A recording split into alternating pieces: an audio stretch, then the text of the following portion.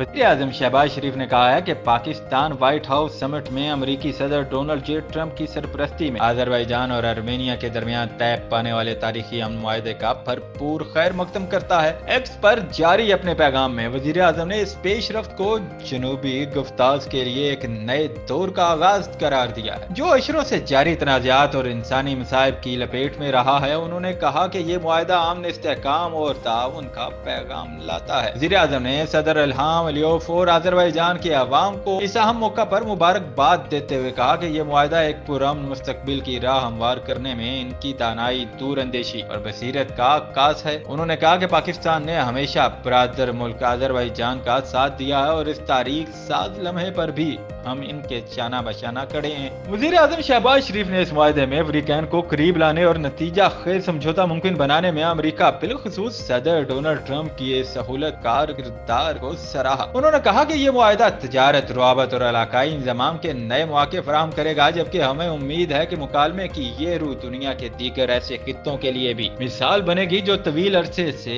तनाज़ात का शिकार हैं।